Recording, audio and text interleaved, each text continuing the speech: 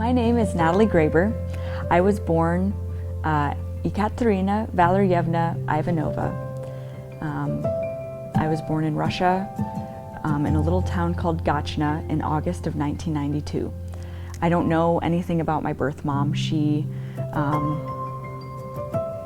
didn't really have any part in my life, and I was put in an orphanage at a very early age. And in the early 90s, there was kind of a uprise in foreign adoption, but then by the time my parents went over in 1995,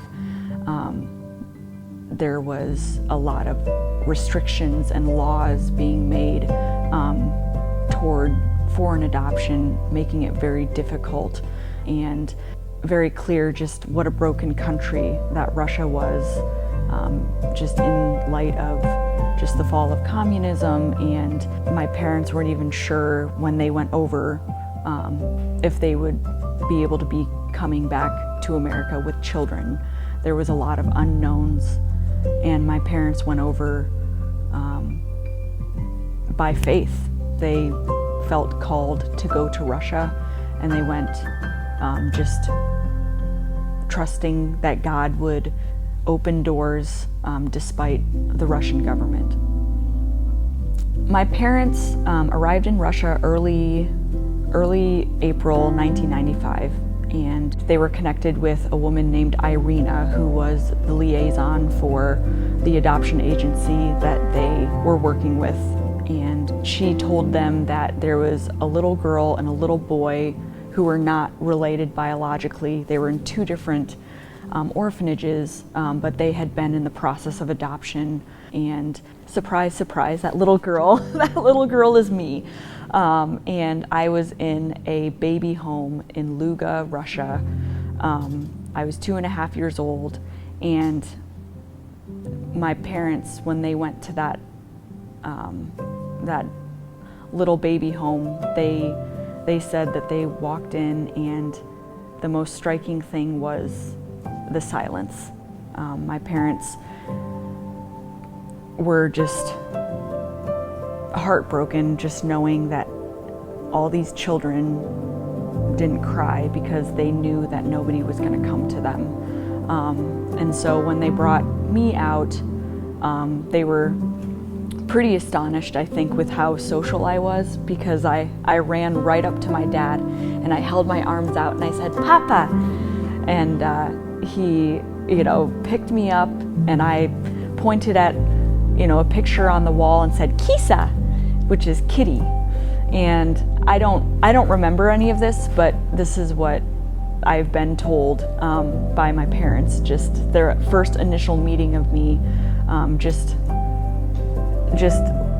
looking at all the needs that I had, physical, spiritual, just the love and the care that I required. But they felt that it would be God's faithfulness to bring all of this to fruition with the adoption and just the needs that I had.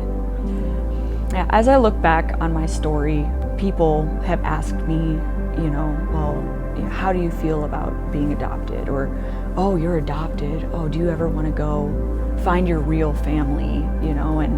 And I've never felt that need to go find my real family. I do think about my birth mom sometimes. I think about the fact that she chose life, and while I don't know anything about her or her circumstances, because of that choice of life, I'm here. And I just think back on just the way that my adoption has been spoken of, and how I've always felt wanted. I've always felt just a sense of pride, even in the fact that I'm adopted. To me, my adoption is a gift, and I think one of the biggest things when I think about my story is just the connection between spiritual adoption and physical adoption. Like, I have this tangible idea of what it means to be adopted because I was adopted. And so just being able to connect that to the spiritual sense of adoption, where I had nothing to offer my parents, I had nothing to offer God, and so the way that God redeemed me both physically and spiritually is just such a gift, and I feel like I have so much clearer of an understanding of the gospel because of my physical adoption, and I'm able to have such unique conversations with people because of my adoption story and because of that link of physical and spiritual adoption, and my salvation.